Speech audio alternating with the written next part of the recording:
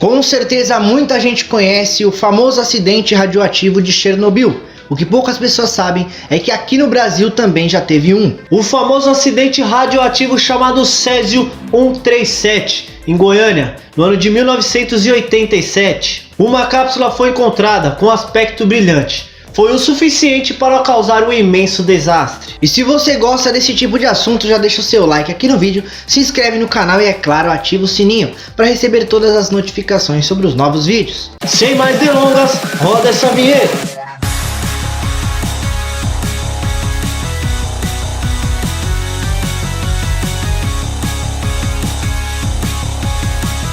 Era meados de setembro de 1987, quando dois catadores resolveram adentrar dentro de um instituto goiano de radioterapia em busca de algo que eles pudessem vender. Lá eles encontraram uma antiga máquina de radiografia e acharam que seria uma boa desmontá-la para vender algumas peças. Nesse aparelho então era possível encontrar metal e chumbo, e era exatamente nessas duas substâncias, nessas duas matérias que os homens estavam atrás. Com a ajuda de um carrinho de mão, levaram a velha máquina para casa e começaram os trabalhos.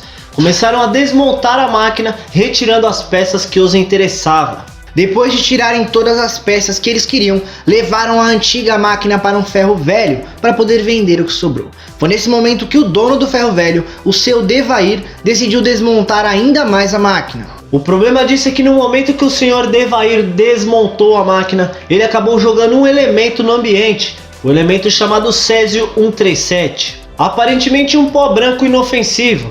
Porém, quando há nenhum tipo de iluminação no ambiente, ele projeta uma luz muito luminosa da cor azul. Seu Devair então não pensou duas vezes. No momento que viu aquele pó misterioso, começou a presentear amigos, queria mostrar para todo mundo, familiares e amigos. Todos estavam conhecendo o pó mágico. Ele parecia realmente algo incrível, um pó normal, que na falta de luz ficava fluorescente, era incrível. Foi a partir disso então que esse pó começou a se espalhar. Amigos e até mesmo o irmão do senhor Devair levou esse pó para casa e distribuiu para as crianças para brincarem. Foram 4 dias de diversas pessoas mostrando, apresentando e também presenteando outras pessoas com aquele famoso pó mágico. Foi o suficiente para se espalhar por toda a região. Porém, poucos dias depois, começaram a aparecer os primeiros sintomas das pessoas que estavam sendo expostas àquela radiação, todas dando entrada no hospital com os mesmos sintomas. Os médicos então deduziram que poderia ser o surto de alguma doença ali no local. Eles acreditavam que poderia ser um surto de alguma doença, pois eles não tinham conhecimento do que poderia haver com aquela radiação que eles foram expostos. Foi nesse momento então que começaram a medicar os enfermos. Mas nesse instante então a mulher do senhor Devair começou a perceber algo meio estranho, curioso. Diversas pessoas que haviam tido contato com o pó apresentando o mesmo sintoma. Poderia ter a ver então com o pó. Foi aí que ela levou a máquina já desmontada para uma estação, uma base de vigilância sanitária da cidade. E isso foi determinante para descobrirem o que estava acontecendo. Um físico foi solicitado por médicos sanitaristas a fim de avaliar toda aquela situação, avaliar a que ponto chegou aquela contaminação radioativa. E o que ele constatou foi impressionante. Havia elevados índices de radiação no ferro velho do seu Devair e também em toda a sua vizinhança. Assim que foi constatada a gravidade da situação, a Comissão Nacional Nuclear foi acionada na hora, de imediato. Inclusive também na época teve uma entrevista feita pelo Fantástico da Rede Globo, em que o físico disse que a filha do irmão do Sr. Devair era uma fonte de radiação ambulante. Ele não conseguia medir qual a gravidade da contaminação da menina, o detector já estava ficando saturado. Ele ainda concluiu: as taxas eram extremamente elevadas, inadequadas para qualquer convívio de ser humano. A partir disso então a região foi completamente evacuada. E foi exatamente isso que fizeram: quarentena. Aproximadamente 7 pontos de Goiânia foram completamente evacuados. Mais de 112 mil pessoas foram colocadas em quarentena. Essas pessoas então ficavam totalmente isoladas, tomando banhos longos frequentemente, porém sem nenhuma explicação. O governo simplesmente pegou essas pessoas, falou para elas: olha, vocês vão ficar em tal lugar por tanto tempo, tomando banho toda hora, e é isso, a informação é essa.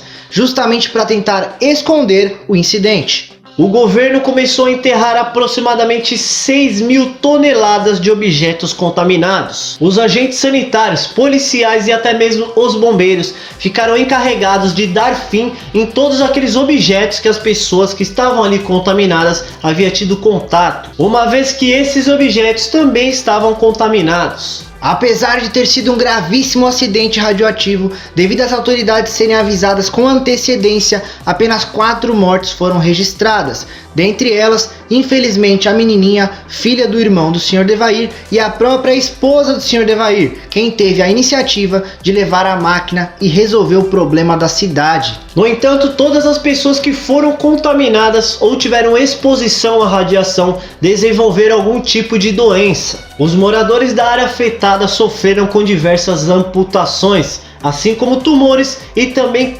cânceres. Além disso, todo aquele preconceito de serem vistos por muitos anos como contaminados. O acidente com Césio 137 é considerado o segundo acidente radioativo maior da história, perdendo apenas para o primeiro, que é o que todo mundo já sabe, da usina nuclear de Chernobyl, que foi no ano de 1986, um ano antes do de Goiânia. Alguns anos depois, 3 médicos foram indiciados, também o físico, dono do prédio, foram todos indiciados por homicídio culposo, quando não há intenção de matar, porém pegaram pena de 3 anos e 2 meses em regime aberto. Comentem aqui então se vocês já haviam escutado sobre esse acidente aqui no Brasil.